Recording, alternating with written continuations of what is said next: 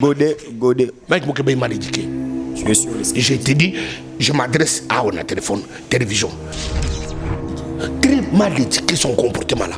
Mais je ne sais pas si ils ont des femmes, ils ont des enfants, ils ont l'entourage. Il faut ça, papa, il faut. Parce que tu suscites toi-même beaucoup de haine. Quand tu insultes ton moto, insulte tes la haine. Mwana akolela ko samba ye akolela ko samba et puis mulimo mabe oyo ya kufinga elata mwasi na ye elata bana ye babali baba ndo kufinga mibali na bango bana oyo ya mibali babali baba kufinga babokiro bango mulimo kufinga elata famille na bango bayibu bango na mukili bango badia ka fufu na kufinga bazoka mabali na kufinga bazoka chemise na kufinga bango bafinga babokiro na bango ya basi ya mibali kufinga babokiro na bango ya mibali bango batambola kakashe na bango za kufinga. Président Azamoko, Mouto Baché Yuma, Aza Congolais, Mouto Baché Kongo Koumanza, Aza Congolais, chef de l'État Mouto a décidé que na son pouvoir discrétionnaire, que Aza Koukouma, Babon gestionnaire, bah gérer Mboka, Bino Parlement Bouzela, Premier ministre Aya, na Parlement Nabino, avec son programme de son projet de société, son programme d'action, son programme de gouvernement, Bo statué en Bota na Makamoni Négocial, Bo Tika Bakamba chef de l'État, Aza Lokolo Mouto Ataba, Sakangano Misunion sauté, et Zalakapar, Aza Mouto Ataba, Azalakapar, Aza Mouto Ataba, Azalakapar. Naba sorcier, Kendo Zibatabon Bozabandoki, Namoni Fayulu a sali succès na matanga ya maître Liolo. Babenga Kenanel. Tchatumba bache Kabila bache Fayulu yo na conscience Kabila. Pour une simple raison, Kabila a accepté à la face du monde à 46 ans l'alternance. Il y a Congo, il y a Kabila Joseph, il y a Tango Fort, il y a John Numbi, il y a Batos Bazare, Combo na Félicité Chilom. Abonnez-vous massivement à Wandé Source, qui tape dans le terrain, à récolter vos informations et à vrai, s'il vous plaît. Donc, Total Afrique Info et Afrique Bimaka. Info et Afrique Bimaka. Bana King, Bana Dar es Salaam, Bana Poto, Bana Mokil Mobimba, CTF Moko, Afrique Info avec Franck Semaï, Yandankala, Twende. X-Bass Marandura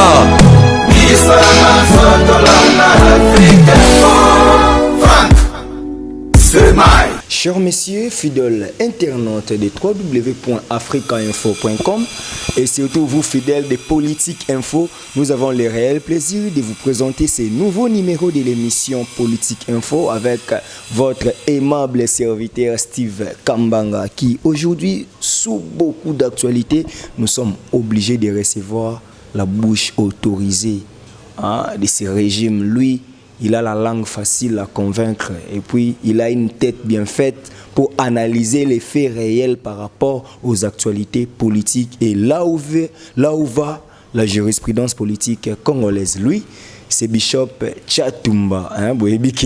C'est mon complice que j'aime beaucoup. Donc avec Yé, Mambozo Kende, moi bientôt, Kenango vraiment. Bishop Tchatumba, bonjour. Bonjour Steve, un garçon très correct. Je ne parle pas parce que je te vois depuis l'Europe, ma maison, particulièrement ma femme, t'apprécie beaucoup. Tu es un garçon très correct, pas dans les sentiments, pas dans les polémiques. Tu es objectif, continue comme ça. Tu as un avenir tout tracé. Merci. Bishop Tchatumba, revenons en lingala. Et bibino batapoto bo lingala. Moi lingala pour bolemba déjà français pour vendre na bango. Bishop Tchatumba.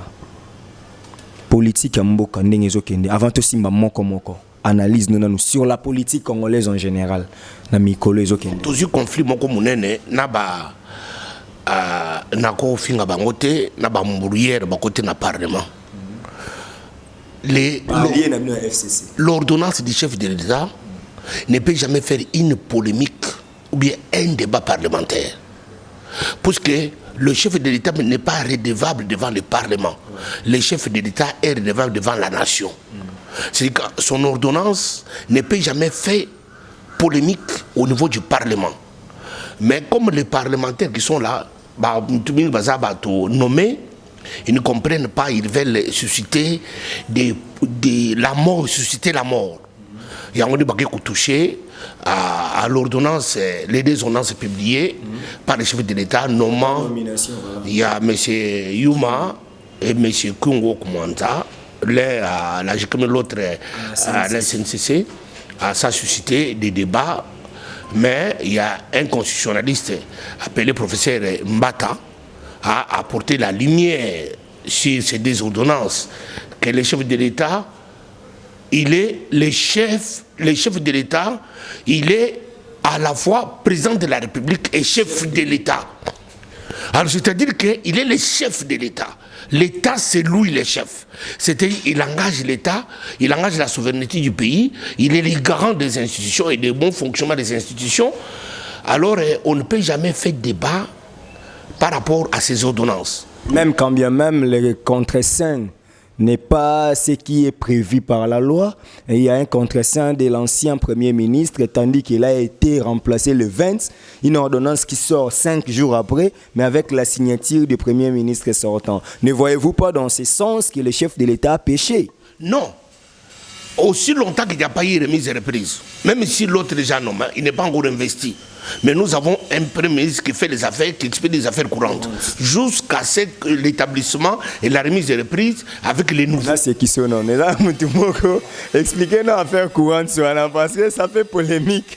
On a invité la affaires courantes, l'État doit fonctionner. Okay. Nous ne sommes pas dans un état de guerre. La continuité il y a continuité de l'État. Survivance des actes. L'État ne peut jamais s'arrêter. Là, nous sommes en droit administratif. Voilà. Ah, je suis expert en droit administratif, je l'ai fait depuis mes humanités parce que je suis de formation sociologique. Voilà. Alors c'est pour dire que l'État ne peut jamais s'arrêter, sauf en cas de guerre. Quand il y a guerre, il y a renversement des institutions par la guerre. Même dans un état d'urgence, l'État continue à exister. Puisqu'à l'état d'urgence, il y a celui qui a stipulé un arrêt pour que l'état d'urgence soit fonctionnel. C'est cet homme-là qui représente l'État, qui doit faire fonctionner et faire la continuité de l'État. Voilà pourquoi ces ordonnances ne peuvent jamais être sujet de débat au Parlement. Et puis le Parlement n'est pas habilité à faire débat et polémique sur les ordonnances de l'État. C'est seulement le gouvernement de Premier ministre qui doit rendre ses comptes de sa gestion devant le Parlement. Ne voyez-vous pas qu'aujourd'hui le Parlement, s'il veut faire ça, ça nous ramène à l'histoire de Kasavubu et Lumumba? Est-ce que Tshisekedi en lui, il ne résume pas l'histoire de Kasavubu et Lumumba, qu'il est un président, mais avec un Premier ministre qui n'est pas de son obédience, avec un Parlement qui est contre lui, croyant que vous êtes dans une coalition, cohabitation, comme vous voulez l'appeler? Mais l'histoire se répète toujours, mais la configuration autour de c'est très différente. Puisque même l'autre fois, il y avait un Premier ministre puissant, populaire. Puisque le régime de cette époque, c'était un régime parlementaire. Voilà. C'est-à-dire que le Premier ministre avait la puissance de gérer et d'engager les pays. Okay. Mais ici, nous sommes dans un régime semi-présidentiel. C'est pour qu'il n'y a pas, ce n'est pas la même configuration politique. Le Parlement peut chercher à renverser le chef de l'État. Ça ne peut pas se faire, parce que nous ne sommes pas dans un régime parlementaire. Okay. Alors, c'est-à-dire que c'est l'unique personne qui est habilitée à supprimer le Parlement, l'échanger, c'est le chef de l'État lui-même. Alors, c'est-à-dire que alors ils sont en train de jouer avec le fait, s'ils ne maîtrisent pas certains domaines sensibles où il faut avoir des experts et techniciens appropriés, ils ne peuvent pas aller dans les eaux profondes, ils risquent de se noyer. Voilà pourquoi il y a des députés Oyo, il y a Ndambu, il y a Mbangu pour il y a plateforme. Non, il y a députés. Nous n'avons pas d'une part député de FCC et d'autre part député de Cash. Nous avons des députés qui dépendent des chefs d'État congolais. Et vous avez des députés de la Mouka? Les députés, moi je les appelle tous députés. Il n'y a qu'un seul chef de l'État. Les toutes configurations sont des petites polémiques. Pour ces députés-là, ils doivent travailler dans la vision du chef de l'État. Chef de l'État, Sakaka Moko, Félix Tshisekedi Tshilombo, qui travaille jusqu'en 2023, son quinquennat de 5 années. C'est-à-dire que... Son dirkab Kamé. Son dirkab Kamé, il n'y a pas autre mesure. Au boy, qui est en Afghanistan, ou bien qui est à Jakarta, qui est à Mokidi Nayo. Ah, on a Mokidi Nayo, on a Mokidi Félix Tshisekedi Tshilombo, qui a 5 ans, où le peuple congolais est pécié. Aux armées balé, aux alikolo balé, aux la diaspora, aux aramokidini, chef de l'État congolais Zakaka Moko, aux aratana ba papier, donc on a besoin de s'échanger ba makambo, et banque chef de l'État Zakaka Moko, Moko Nziamboka Zakaka Moko, Félix Tshilombo, besoin toute photo s'incliner. Tina 2023. Mais Aza chef de l'État, non, t'es yosa français. Non, papa, ngai naza congolais. Français ya mwindo wa salakate. Wana bako sakabato, français. Ngolo Kante, ba Malouda, ba Zida, baza Chatumba. Baza origine na bango. Biso za ba congolais tali longi na ngayo sobona mundele français ya lingala boya salaka. Est-ce que yoko postuler mamboko? Na postuler 100%. Nationalité ko buma. Nazo ko postuler 100% sans problème akambo tozo dinga tu buma ngo ba tamutema mabe bazo ngala tse batu bilamba moko ya mwindu ko asa su congolais te congolais nga tata na ngaya bokonde ya mama nga bokonde ya na botemiao nazo bongo na mboka na nasa muluba ne akananga grandi akananga muluba 100% de père et de mère de kananga yibisanga bandi kwa kana bisibino mbote moyo eno papa kama lushimito chato Mwena Lulua 100%. Alors c'est pour qu'il ne faut pas embrouiller les gens par rapport à ces petits papiers qu'on nous colle à gauche, à droite et comme ici, oh c'est fini. Non, ça ce sont des distractions.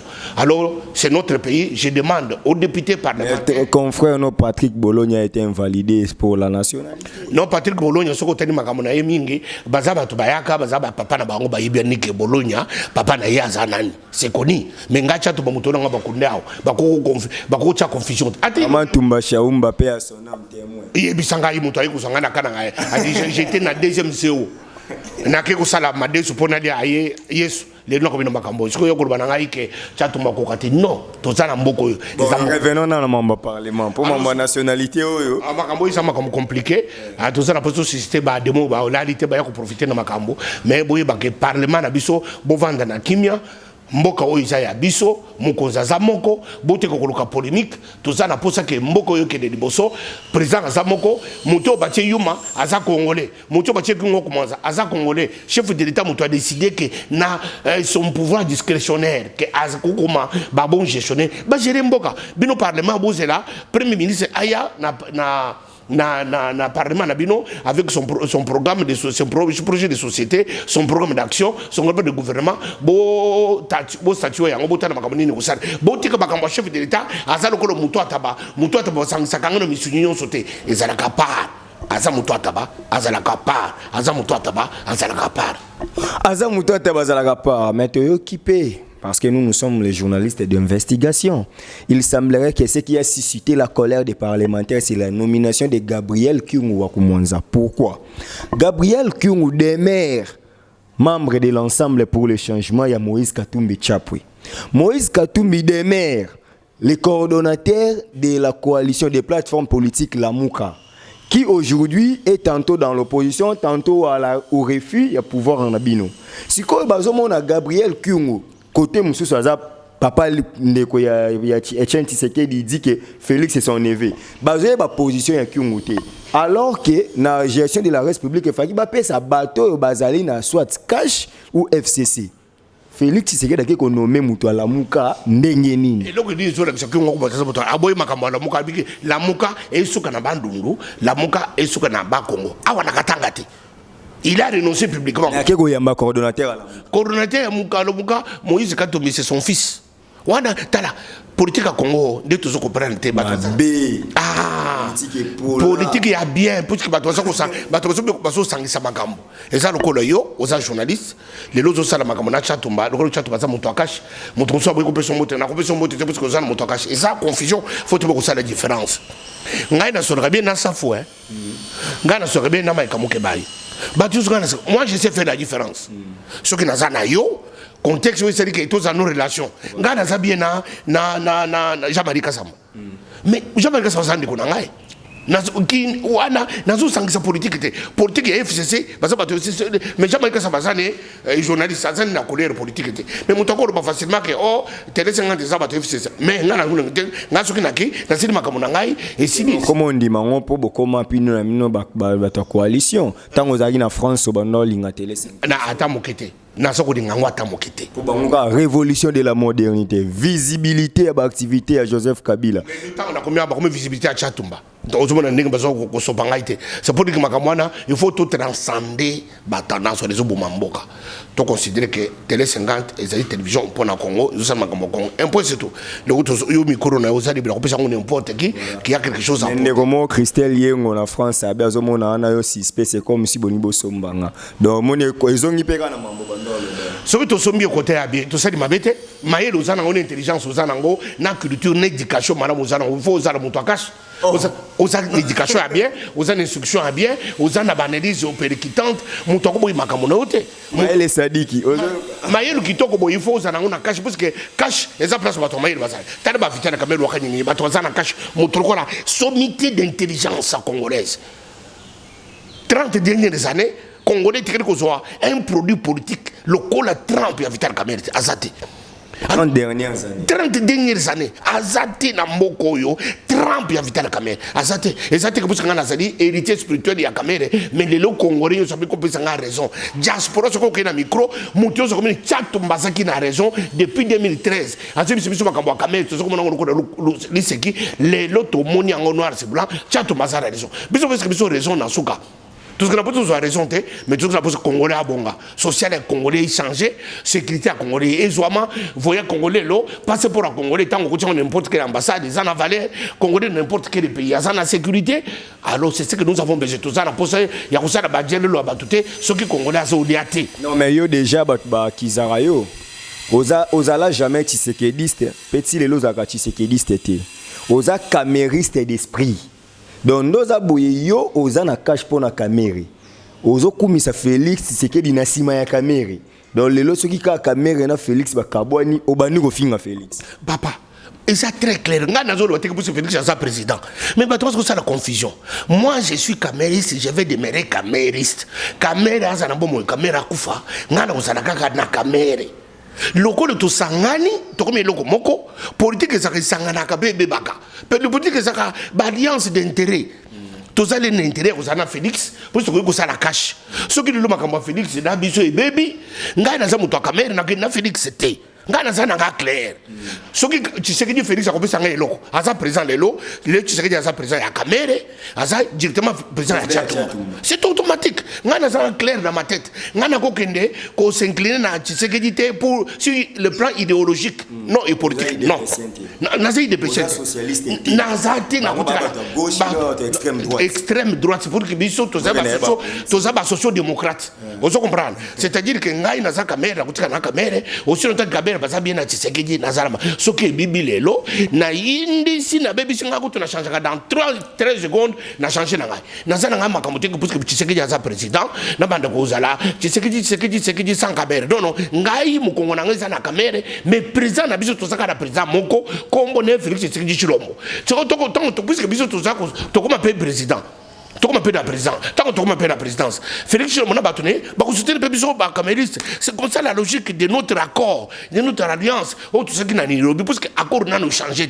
L'accord de lobby que Félix a coupé en 2023, 5 années, et quinquennat, tu réussis Yango, tu récupères Masoro, tu peux si Kamerhe a commis pépitions, puisque nous avons pris le pouvoir pour 20 ans. Kamerhe n'a Tshisekedi 20 ans. Ce que Kamerhe a connu, Tshisekedi a ça 2 fois. Tu soutiens Tshisekedi Chilombo a ça 2 fois sans cocotier bâton dans les roues pour l'échec non Kamerhe a l'intérêt soit intérêt monsieur est bien aimé opposition non Kamerhe a eu politique Kamerhe n'a qu'intérêt ah mais à ça Kamerhe côté à peuple congolais so comme on dit makamboza intérêt à peuple congolais Kamerhe beaucoup plus à couper ça le beaucoup kataye il y a dialogue à Kodjo ah puisque à ce que intérêt à congolais puisque regardez la tension qui était à cette époque là Kabila ça bien c'est qui Minduki ba rebelle ba côté la mboko ba so exterminer congolais Kamerhe a dit non nous n'avons pas droit il y a que bakoufa pour la politique non moi Kamerhe je n'ai pas d'obsession pour le pouvoir moi j'ai l'ambition pour le pouvoir Kamerhe n'a jamais d'obsession pour ce pays Kamerhe a l'ambition pour ce pays c'est ce qui fait la différence il y a un chat tout massacre sur Kamerhe puisque Kamerhe il a que l'ambition Kamerhe n'a pas d'obsession mais bah tout le monde a une obsession pour le pouvoir non Fachi n'a pas d'obsession. Il a tout fait, il s'est arrangé. Il sera pas comme ce qu'il y avait. Fachi Azali radical. Qui aujourd'hui devient l'ami des Rwandais. Non, non, qui aujourd'hui, il a compris que l'intérêt, il y a peuple congolais, Zanini. Et c'est-à-dire maintenant, parti politique, les gens confondent. Nous. Tshisekedi de son vivant pouvait accepter qu'il perd son fils, à l'occurrence Fachi, et Kamera y assister à matin. Non, je ne parle pas Kagame plutôt. J'allais parler de. Kagame n'a pas Tshisekedi, que ça a béni mon côté. Parce qu'il y a une divergence idéologique. Tu as brandi une vidéo. Oui, brandi vidéo. J'ai la vidéo où Tshisekedi parle de Kabila étant rwandais, les neveux. Il y a un problème, tu es sur le bango. Ya chichi zongisa ye na Rwanda. Nani mutu alobango te. Funda ye na. Mutu nyonso alobango. Mutu nyonso alobango. Papa, tango tozali na ba kanda politique, tozo sala ba déclaration ebele, mais tango kanda ici là, tozo na notre bon sens, tosenga na pardon, tosenga abolimbisi, auto avancer. Aujourd'hui, nous sommes contraints à vers la paix avec les Rwandais. Les Rwandais, c'est notre allié le plus proche. Notre allié le plus proche, notre voisin le plus proche. Kokende Rwanda, et ça, au Lunguleka Kanzete, au côté de Rwanda. Au Lunguli Nzete, au Zongi na Congo. Et on va au Bomali, sur Boma chaque nuit presque na ben. Nous avons des petits voleurs qui sont du côté de Zambawana, Bazoya Bakoti, Baiko Yiba Minéré, Baïba Moga Batobumi Batu, pour qu'ils veulent chercher l'insécurité, pour tout ça, toujours en conflit na Rwanda. Mais Tokosa la tout Batoua, nous allons mettre hors d'état de nuire tous ces perturbateurs qui viennent semer les désordres. Mais Batozo connaît ça que il n'y a jamais eu risque zéro. Ils ont la caté. Attends aux États-Unis, attends en France. À quand l'installation de Félix Antoine Tshisekedi na Est pour la propagande, na promettait non, les gens ignorent que Tshisekedi Félix, il est le président de toute la République. Président Césari, en tant que président. C'est-à-dire que. Les Gomatraciens l'attendent de l'autre côté. Ah, mais non, c'est son autorité. C'est aussi d'une part l'autorité indirecte de Félix. Si l'autorité de Félix est reconnue sur toute l'étendue de la République, c'est ça ce qui fait que Félix doit être partout. Et ça, sa présence physique n'est toujours pas nécessaire. Sa présence physique n'est pas toujours nécessaire. C'est ce que dit Félix sur toute l'étoile de 2 450 000 km². Félix il est président partout, alors à Gozala partout, président. C'est-à-dire qu'il faut présence physique. Et ça n'a goma pour il a dit, il a fait. Il a fait, c'est quand il y aura la sécurité. Otumbara partenaire. Ah non, mais non, on va partenaire. Bisous, ça la politique, il y a peuple congolais. Bisous, ça la politique a bénéficité. Tout ça la politique. Il a dit, il a fait. Ah voilà. Il a dit, il a fait. C'est ça la politique tout ça la politique qui est que mon torobi a salité. N'a pas peuple congolais. N'a pas un peuple congolais. C'est là le métro en 2011 dans la révolution de la modernité et a été. C'est là le TGV et a été. Mais il a dit, il a fait. Il a manqué 15 personnes pour qu'il sa vision. Au 5 chantiers, il avait Kamere, Oyo Uti, le 30 dernières années, Congo et Zouate. On a qui s'est invité Kamera Longwe. Kamere Ndengaza Woye. Attendez que Félix Tshisekedi boye. Soka moni kubuna que Félix Tshisekedi akomi ko tengama. Akomi ko de tengu. Kamere ala kakamaka ko sakamaka mwa kina peuple. Kamere akufa adiaka dongo na sonité. Akomi so mon cher, to yokanité, to ce qui na projet boye tika na pouvoir rayo. Kamere skani muto wili sakate. Badoki o Kamere comme premier ministre. Tant que Bamoni qui est simité, qu'est-ce qu'il a fait? Il y a eu une émission précédente qui est caméra primature. Mais tout ce qui c'est l'accord. Mais la politique est dynamique et changée. Kamere s'est adapté parce qu'il n'a pas d'obsession pour le pouvoir. C'est pourquoi il oublie qu'il est directeur de cabinet. Il se constitue en porte-parole du président de la République. Il se constitue à la star. Il y a cabinet, il déborde parfois ses limites, il ne sait pas là où il doit se limiter. Kamere a aussi excès de pouvoir. Non, Kamere, il fait les prérogatives d'un directeur de cabinet du chef de l'État, parce qu'aujourd'hui nous n'avons pas encore un gouvernement. Même passé dans les médias, c'est constitué comme porte-parole. Il n'est même pas dans les médias, Kamere c'était facile déjà. Les médias maintenant c'est Jatoba qui les gère. C'est moi qui gère toute la communication positive. Et ça y a Félix Tshisekedi, et ça y a Vital Kamere, et ça y a UDPS, et ça y a UNC. communication positive, c'est Tchatoma qui est en train d'éclairer le peuple congolais. Et ça dit à Katia Congo, et ça dit Libanda. Bana Congo, Bozana Libanda, Bozana Monoko, Moussoute, Minoko, Zami Badete, Kaka Monokoyo, Yachatoma. Et que c'est Binoke. Awa, Nan Monoko, Bongisanga, Bongisinga, et Longorina Poto, et Komissinga na Congo. Vandiso na même ligne, si quoi, et Vandiso, sous un quartier présidentiel. Awa, suite, ça bien. Yebisanga, Kaka Monoko Kaka.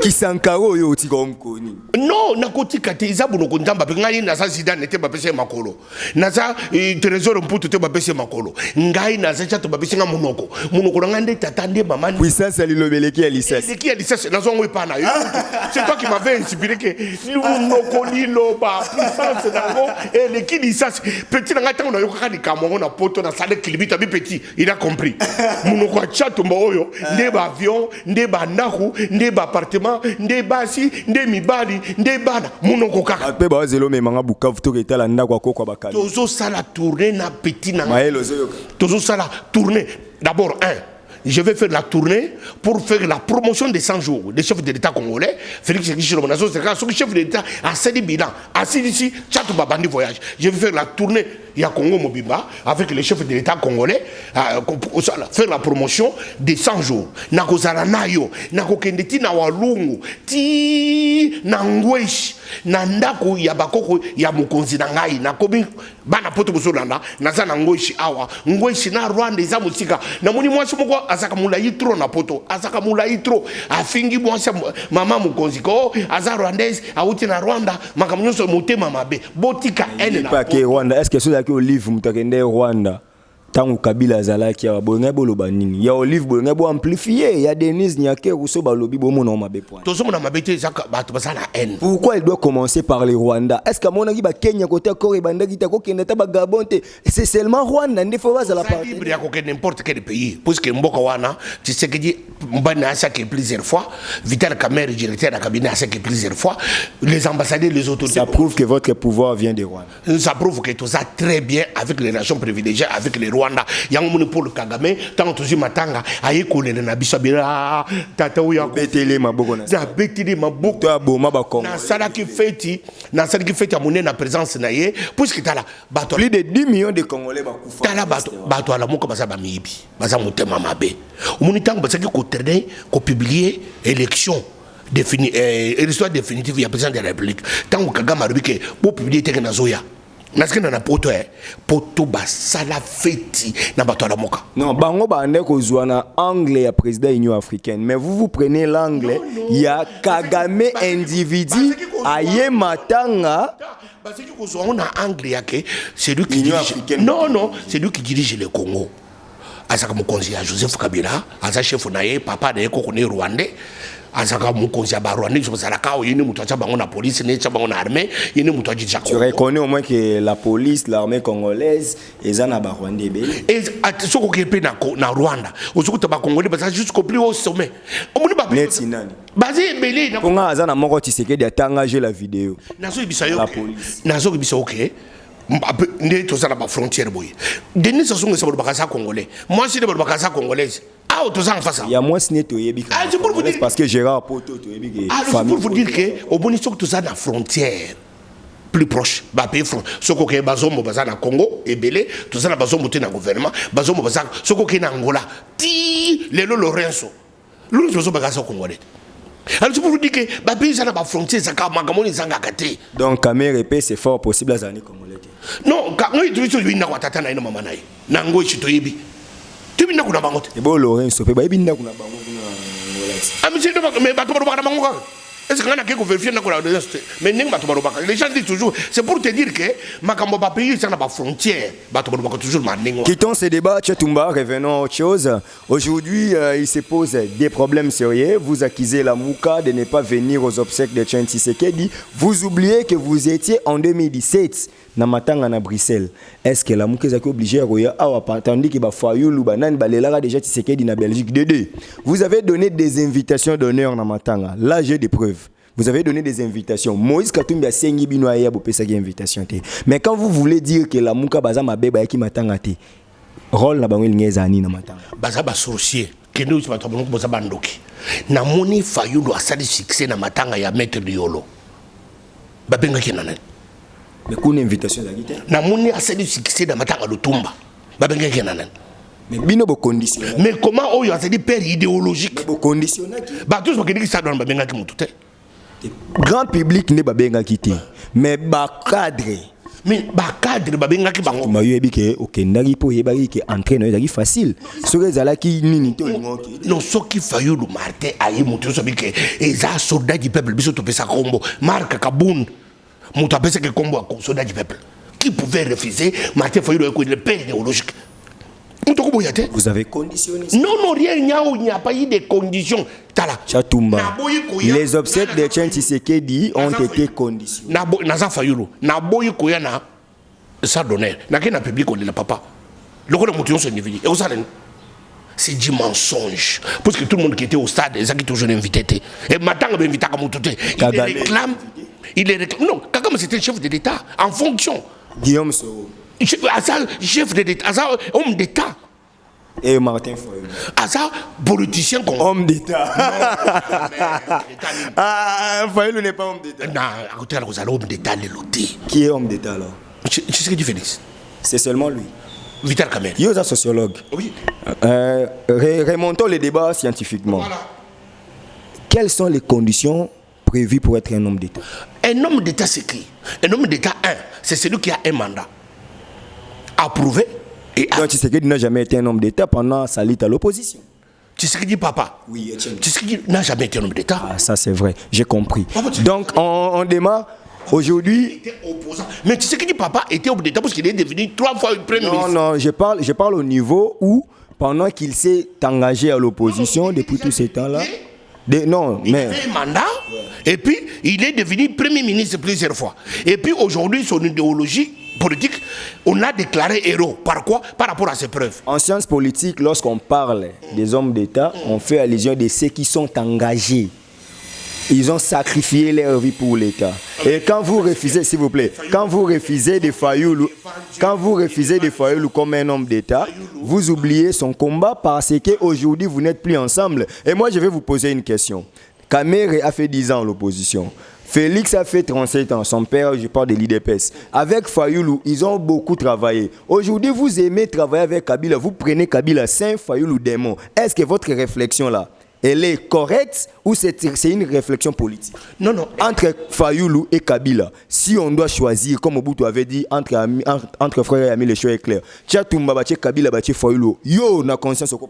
Kabila. Pour une simple raison, Kabila a accepté à la fin du monde, à 46 ans, l'alternance.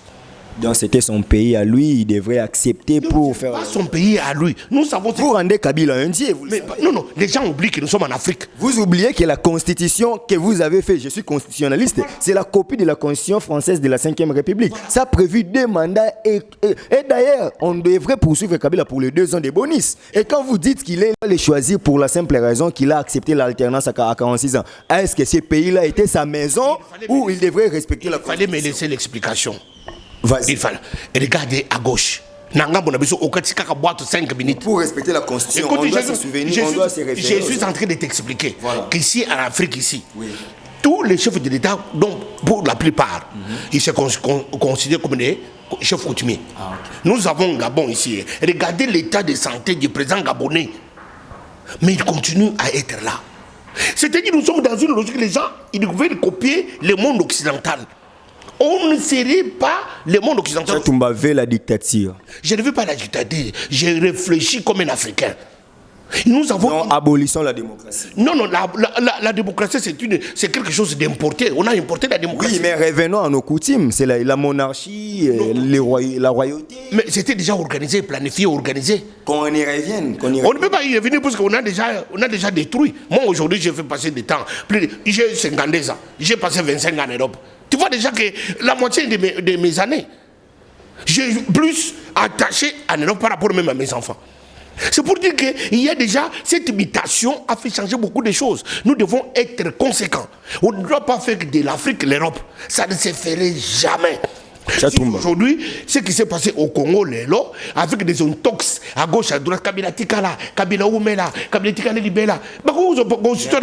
Kabila désir, ah oui, il a compris que la politique est dynamique. King Kemoulouma n'était pas seulement avec Kabila. Il avec Mobutu. Alobana nous que soki est, soki basoda wana bakomi bakata. Ah voilà, c'est pour dire qu'ils sont. Moi, je salue King Kemoulouma. Le Congo n'a pas de politique. Non, King Kemoulouma c'était un politicien, fin politicien. C'est ça la politique. Il sait. Il s'adapte à la traîtrise. C'est ça la politique. En sociologie, on dit que les faits sociaux sont totaux et globaux, selon Marcel Mauss. C'est-à-dire que les faits sociaux, c'est-à-dire qu'il y a beaucoup d'événements qui font les actualités sociales. Touchant certaines actualités, Mike Mukebai a suspendu pendant 12 mois, tandis qu'il n'a fait que révéler les mal à l'aise qui étaient dans les, s'il vous plaît, dans les parlements. Est-ce que Daniel Godet... Mike Mukebai m'a éduqué. Je te dis, je m'adresse à on a télévision. Papa, il y a des titres, hein, il y a des fonctions. Quand tu rentres dans cette peau-là, où là tu Kazakowana, l'Oyenge, il y a des bandas, parce que tu représentes, et tu as un mandat du peuple. C'est pour que tu es officiel de l'État. Mike Mukebai mal éduqué. Très mal éduqué son comportement là. Mais je ne sais pas si ils ont des femmes, ils ont des enfants, ils ont l'entourage. Il faut ça, papa, il faut, parce que tu suscites toi-même beaucoup de haine. Quand tu insultes ton moto, insulte tes la haine. Qu'est-ce qu'il a insulté? Plusieurs fois, ce que tu as ma vidéo, à la fin, bien sûr, toi, ce n'est pas politique. Yo bengi mal éduqué. Ce qui a rétorqué yo, que yo pose mal éduqué. Ya ye quand des beaux insultes. Non, ya lo bayanga, na solo baye, bato toi ngana sali kamonini. Moi, c'est un conseil. Que ceux qui ont ça la politique. Conseil de lui dire qu'il est mal éduqué. Mal éduqué, ce n'est pas une insulte, c'est une qualification. Lui aussi, quand il dit que vous devrez diriger ces pays en bon et due forme, est-ce qu'il dit que Félix n'avait pas gagné les élections? C'est ça l'insulte? Non, il a insulté Félix plusieurs fois. Beaucoup de choses qu'il a dites. Comme quoi? Non, beaucoup de choses. Je m'étonne. Dire que Félix a donné des faux renseignements à la CENI par rapport à son niveau d'études, c'est une insulte. Une insulte. Il y a un mépris. Il a beaucoup de mépris. Il y a beaucoup de mépris. Répondez-moi, étant scientifique, dire que Félix Tshisekedi a donné des faux renseignements, c'est une insulte. C'est à toi. En tout cas, tu changes, parce que Congo, ils ont dit propriétaire commune. C'est ce que ces gens ont dit. Moutou, au Congo, il Congo. Nga na Congo, na Congo. Na Congo, na Congo. Parce qu'ils ont gâté. Congo, ils ont propriétaire commune. Les gens qui ont dit, na Congo, na Congo. Au Congo, Congo est Tikali. Congo est une propriété à Bakri. Tu craches sur la mémoire de Lik Nkulu là-haut à Coxi Inani Lelo. Mais Babomiye, c'est son Babomiye. Babomiye. Comme Bako Bampenga. Je dérange ce pays. Rossi est en paix. Bako Bamanga, il paie le corps Babomakiye. Parce que je suis au front. Nambokoyo. Nako faut le pays. Roxy. Mais le corps de Kanamaki, il est destiné à s'arrêter. Le corps de Nazanano. N'a tikité. Bako Bamanga, il paie lobby. Mais il n'a pas de Congo. Je ne peux faire des glaçons dans le Congo. Ils savent bien, le Congo, ce n'est pas mon bien. Non, ce n'est pas mon bien. C'est ça la différence. Les Congo, ce n'est pas mon bien. Mon bien, c'est ma chaussure. Mon bien, c'est ma chemise. Mon bien, ce n'est pas le Congo. Le patrimoine de Tchatou. Ah, c'est ça ma chemise. Ce n'est pas les Congo. Non, ce n'est pas le Congo. C'est notre bien commun. Ok, donc Mike Mukebai mérite changer stratégie parce que tu vas aller de mal en pire. Tu vas détruire ta vie, tu vas détruire le Congo et Kotikala. Balumumu va kufi Congo et Tikala. Bamumutu va kufi Congo et Tikala. Kabila père a kufi Congo et Tikala. Tshisekedi a kufi Congo et Tikala. Ça continue. Congo ne va pas s'arrêter pour Tchatomoni, pour Mike Mukebai. Non. Maintenant que je dois chercher l'intérêt de tous, qu'est-ce qui est bien pour tout le monde? Ce n'est pas se lever comme un kufi ngabato. Comme un kufi ngabato, respect. Non, ça ce n'est pas est-ce que procédure au Bakendela qui est, c'est ça la procédure? Bazongi c'est lié, biloko lié à son attitude. Et donc Bazongi c'est que les gens oublient. Il y a un Bazongi c'est lié. Il avait un mandat, il a un mandat. Ah mais je suis comme ça un mandat, tu vas pas sur mandat balu to boy, to longolio. Chez Ozana chef. Non, à Balongoli était. C'est ça, je suis pas dans chef là. C'est comme ça que tu as des chefs. Mais la procédure veut que les bénéficiaires des immunités, il faut qu'il y ait un plaignant à qui saisir d'immunité. Comme la procédure était mauvaise, c'est ce qui a poussé après. Comme son comportement est mauvais, il y a bakanda. Si baganda bagiza barando te. Vous dirigez l'État congolais na ba Imer. Mais yope aux députés congolais, comporte-toi en conséquence. C'est que ce pays n'a pas ne provoque pas la colère des gens. Ce pays n'a pas de chance. Non, le pays a la chance. Odempo il dirige dans des Imer. Non, il ne dirige pas dans des Imer. Bon conseiller Kakabato basana ba mandat peuple. Ba se comporter en conséquence. Congo ils a yo. Dès que mec m'kebe ata la émission. Tu sais qu'il est mon frère. Je sais. Ah voilà, mais moi je dis la vérité. Oui, que yo, na gauche, Mike Moukabaye na droite, vous êtes mes aînés que j'aime beaucoup. Voilà, je sais que tu l'aimes. Si moi j'ai connu Mike Moukabaye en Europe, et c'est à partir de ton micro. Ouais. C'est comme ça que je l'ai regardé trop. Je l'ai regardé trop. Je regarde Mike Moukabaye. Moi je l'aime, mais je sais que c'est le mec. Ça oui, c'est la politique, il faut le bagarre. Naïbi que, Tala, Congo, Eza Yayote. Congo, Eza Yayote. Congo, Eza Yangaïte. Congo, Eza Bissonyos. On nous signale que nous sommes arrivés presque à la fin de cette émission, mais l'actualité est belle. Donc, c'est une émission et surtout que c'est quelqu'un qui a la grande gueule. Donc, tout son gouvernement, na la vérité. Na yo qui peut combo na yo. Sangwe bimi que yo bimi si fuite que na kingakati bobe banaki. Cash na FCC. Bazo imposé, il nous faut 20%. Ici, on a claqué la porte qu'on a na Kingakati.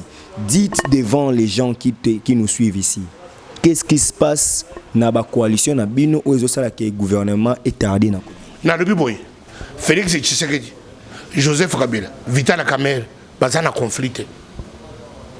Peuple congolais dans ce c'est la bouche autorisée. Conflit a été entre Vital Kamerhe, Tshisekedi Félix, na Joseph Kabila. Exact.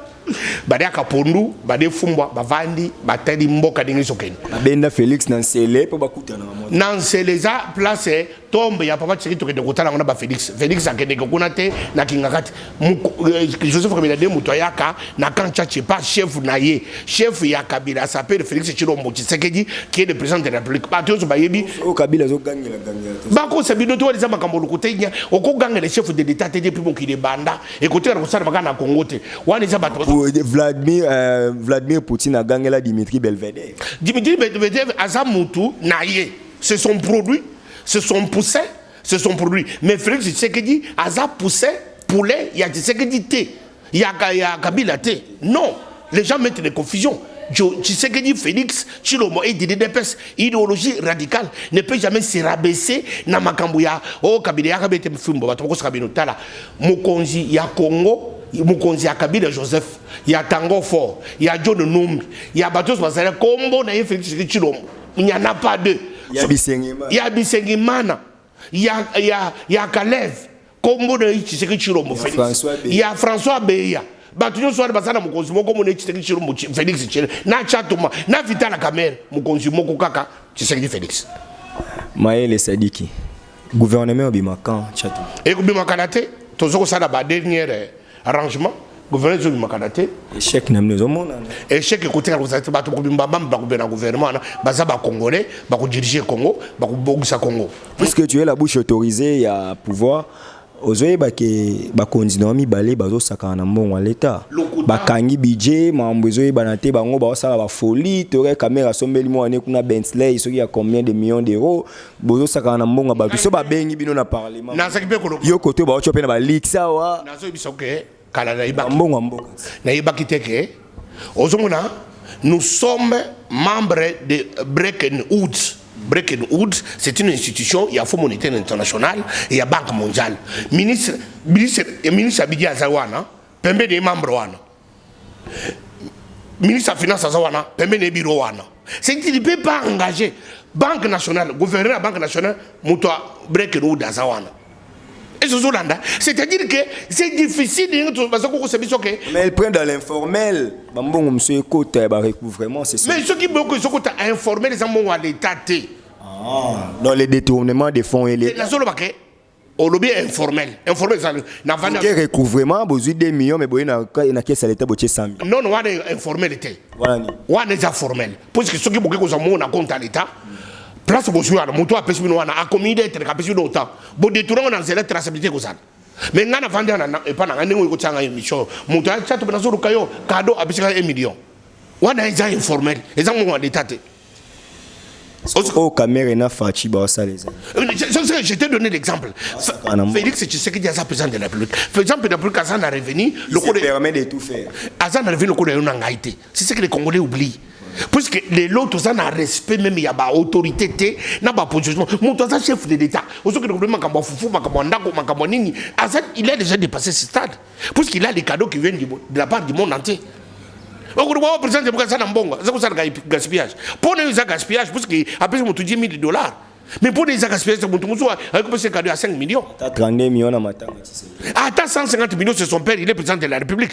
Mais pas justifier qu'il n'a compte à l'État, trésor public, à ceux qui ont autant. Vous n'avez pas raison de condamner Mouzito parce que Boluka va preuve ya koiba na ebo monango. Parce que ça qui pauvre. Vous n'avez pas raison. Nazongi sioka na place na yo. Olobi ke ba go vérifier est-ce que ba tel que Mouzito bisa mbongo na kesa. Mais azal qui pauvre. Balamoko a comme premier ministre Félix Peto mon maman changer moi na autre entreprise na mon ba lettre ici. Mais a comme chef de l'État, c'est différent. C'est différent hein. Mouzito n'était pas premier ministre. Premier ministre Mouzoko deuxième à l'exécutif. Ozako dépendre na mbongo. Sur le plan exécutif le chef. Ah mais premier ministre ko zo bakado wapi? Premier ministre Ozako gérer mbongo d'État. Partout dans non lokuta wadeza muyibi. Muyibi kino bonembe wadeza muyibi fa quoi Mouzito fa quoi Tshisekedi logique. Le Tshisekedi est chef d'État, il y a un cadeau. Tant que Kagame a un cadeau, il y a 10 millions à payer. Tant que Denis Sassou Nguesso Katisaki a 6 matins, on a 15 millions, Sassou Nguesso à payer. On a un cadeau, parce que mon toit n'a pas vient à Kofi, il y a un matin, on a un africain. Bako c'est le peuple congolais, la Banque nationale, Mbongo Moko Bimité, bonne traçabilité, Bato Monte Mabe, à Kofi Nzarna Poto, à Lebouyi, à Méribouyi, Nzali Kangié, avant de foutre dans le poto. Na watinda bokeche mission. Yebisa yekutu libumune leki munene le karaté zo tuboma de bwana zo tubon azobimisa nyeyi na kate bwana akolela ko samba ye akolela ko samba et puis mulimo mabe oyo ya kufinga elata mwasi na ye elata bana ye babali baba ndo kufinga mibali na bango bana oyo ya mibali babali baba kufinga babokiro bango mulimo kufinga elata famille na bango bayibu bango na mukili bango badia kafufu na kufinga bazoka mabara na kufinga bazoka chemise na kufinga bango bafinga babukino na bango ya basi ya mibali finga babukino na bango ya mibali bango batambola kakashe na bango za kufinga noko chuke ngaite chatumba robike mulimo kufinga ilata bino ilata yo ya kufinga oba na kufinga tata na yo oba na kufinga mama na yo oba na kufinga bokino mwashi na mugina tongo fingi tata na ye mwashi na mugina tongo fingi mama na ye mwana na kata ndako libala alamuki afingi mama bokino na ye mwana yo alamuki afingi mama bokino na ye mwana mobali afingi mama bokino mwana mwasi afingi tata bokino na ye mulimo kufinga isa ko héritage ya libota na yo commanda eso na leli donc Franck Stemai Disuka. Merci pour la confiance accordée. Merci à Maël et Sadik derrière la caméra. Merci à Glore Lang, ma concert depuis Fassi Kitalaka, tous ensemble. Merci à la famille Africa Info, à mon ami, mon confrère Daniel. Dani donc Moutasimbe Bisso page après c'est écrite. Tous un article dans la chaîne Bisso. Donc l'information benga Daniel Azawana a publié article malamoko. Au vidéo ngazali.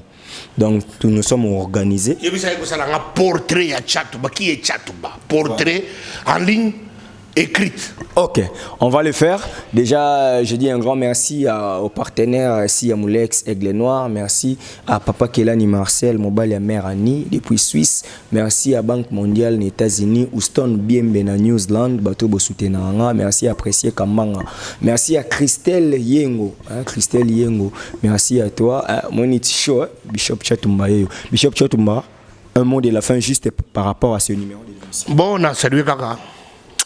Moi c'est la maman Kachi batela bana azonga ki déjà ce qu'on te ngai na soki na kozonga na kokene pona 2 jours kaka temps na ke kaka pona tala médecin na ngai a checker nzoto sima na zongi mais nazana no wa moi c'est la kozonga wana août tant classe kangi na juillet ayela ba petit ba ko mona mboka ba kokola bango batamodi mbake ko na maluku balemba mbisi ya mai balembo bale munganza batambodi likola ba flèche bakote na boîte ya nzete alors basepeli na mboka batata na bango yango na pesi mbote na pesi chula mboma na pesi papi gene na pesi Jean Poyi bino mbote Amosi les guerriers bino so bozi mbote ya Chatumba Salama pete na nga di londole wana kotanga bakobola bango te baza ba assassin ya Congo Adi Londole na pesi célèbre ah na pesi bino so mbote prince afande bino so bozi mbote ya Chatumba nzamba battle bino pesi Marcel Mutamba imbote moto atanga ba classe beli nzamba sana bino nzamba battle bino alors nazo ko bongse bino ko ya bino plus de 143 840 364 170 yoke lengia plus de 143 depuis na corona yoke plus de 143 te nasokoka 0033 plus de 100 je ne comprenais pas pourquoi parce que plus de 100 plus il fallait que le bambara moko mais ne comprendre que plus de 143 0033 ndamba pa moko. Merci, c'était Bishop Chatumba, mon estimé invité qui a répondu à toutes nos questions sans complexe. Il a été à l'aise sur ce plateau. Je sais que vous avez aimé.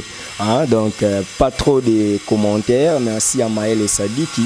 Merci à toi pour la réalisation de cette émission. Africa Info, toujours l'icolo. La politique de Steve Kambang a dit, peuple congolais, mi bundela. Poso mi bundelite, mto bundelo azate. Donc, puissance ya liloba.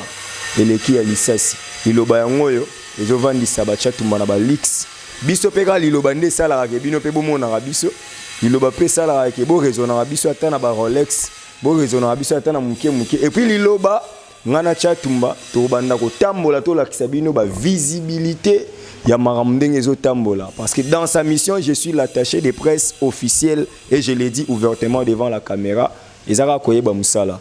Cela ne veut pas dire que j'ai une couleur politique. Boyebi déjà position en j'ai été toujours un garçon concret, sérieux.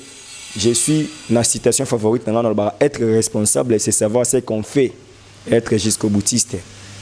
Je ne suis pas de cash, mais je suis obligé de travailler pour la promotion du développement de mon pays. Donc avec Bishop Chatumba dans quelques jours, vous allez voir si possible. Donc on se retrouve très prochainement pour un nouveau numéro de l'émission Politique Info. Moi, Bishop Chatumba, des alarats. Tam super lobby aux ongles sur le plateau. Merci. À tout à l'heure. Abonnez-vous massivement à Wandé Source, qui tape plein de terrain, à récolter de l'information et à vrai, s'il vous plaît. Donc, tout à l'heure, Afrique Info, Info et Afrique Bimaka. Info et Afrique Bimaka. Bana King, Bana Dar es Salaam, Bana Poto, Bana Mokil Mobimba, CTF Moko, Afrique Info avec Franck Stemai, Yandankala, Twende. X-Pass, Marandura, Franck Stemai.